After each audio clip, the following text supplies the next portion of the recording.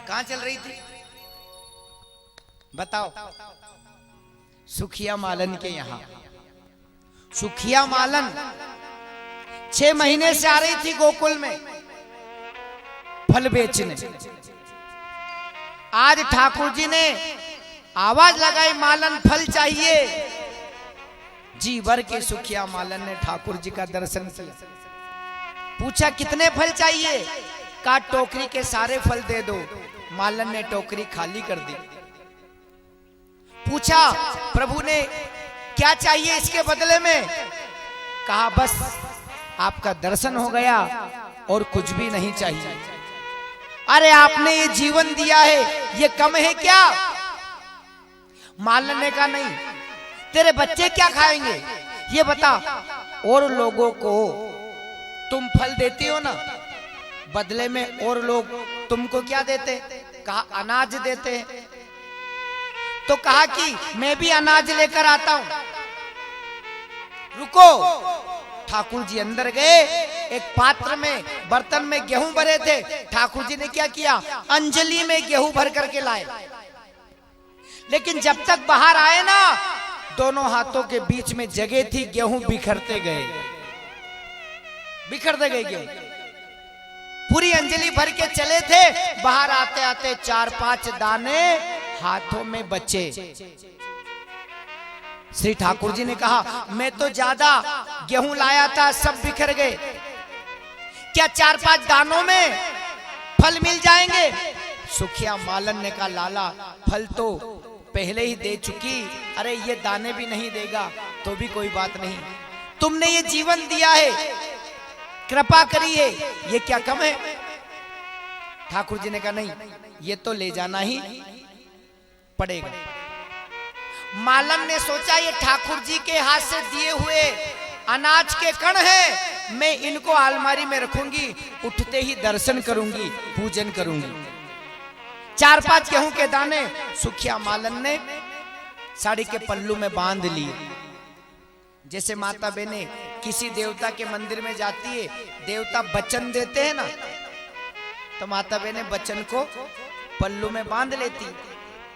सुखिया मालन ने सोचा ये ठाकुर जी के दिए हुए वचन है। खाली टोकरी माथे पर धर करके सुखिया मालन अपने नगर में आई, अपनी झोपड़ी में आई। सोचा पल्लू खोल के गेहूं अलमारी में रख दूं। जैसे ही पल्लू खोला तो गेहूं के दाने तो गायब हो गए, मोती बन करके चमकने लगे। बोलिए बांके बिहारी लाल की। मोती बन गए। मालन ने कहा वाह रे मेरे ठाकुर, अगर मैं जरा सा लोभ लालच कर लेती तो 1-2 किलो अनाज मिल जाता, पर मोती नहीं मिलते। कहते हैं ना कि आस कह रही सास से धीरज धरना सीख, बिन मांगे मोती मिले, मांगे मिले न भीख। बिना मांगे मोती मिल गए, और कभी कभी मांगने से भीख भी नहीं मिलती। इसलिए कभी भगवान की सेवा करो ना, ध्यान देना, कभी भगवान से मांगना मत। देखो दुनिया में कितने मोबाइल होंगे, एक मोबाइल में 2-2, 3-3 सिम कार्ड डले रहते हैं, समझना। तो जिस कंपनी की सिम है, कंपनी को सिम की सारी जानकारी है कि नहीं? किसके नाम से सिम है, कितने का बैलेंस कब डलाया, क्या वैलिडिटी है।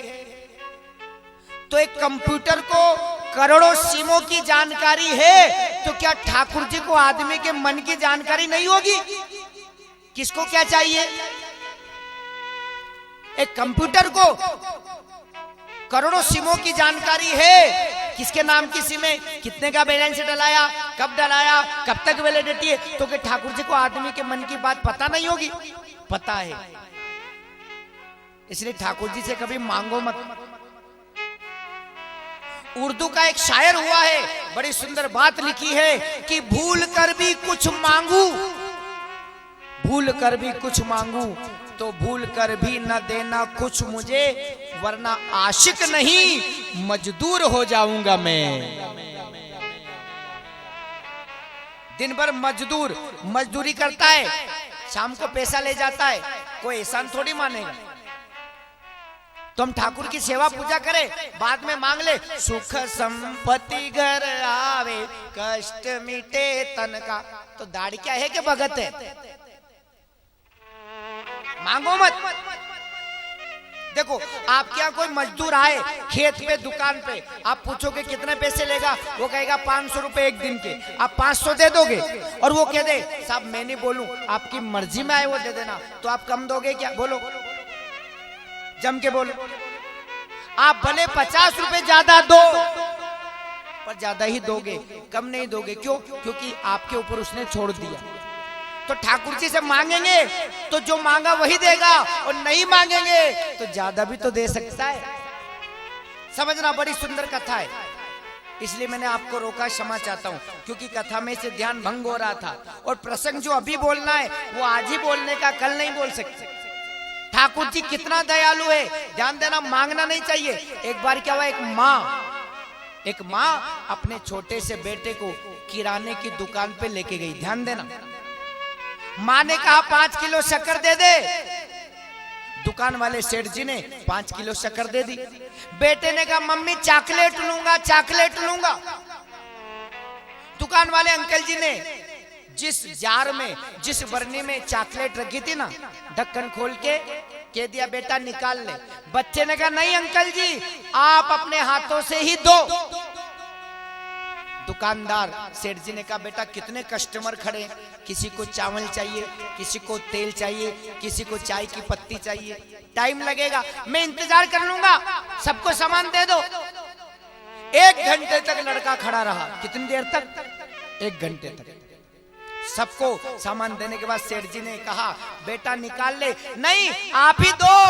तब सेठ जी ने बरनी में हाथ डाला, जितनी चॉकलेट सेठ जी के हाथ में आई उतनी चॉकलेट बच्चे को दे दी। बच्चा बड़ा खुश हुआ।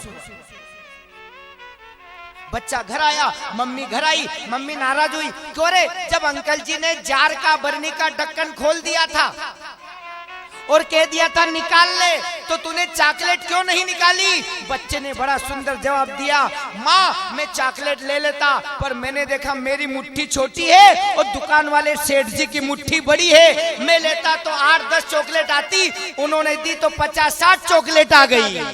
50-60 चॉकलेट आ गई। तो अपनी मुट्ठी छोटी है, उसकी मुट्ठी बहुत बड़ी है? अपनी मुट्ठी छोटी।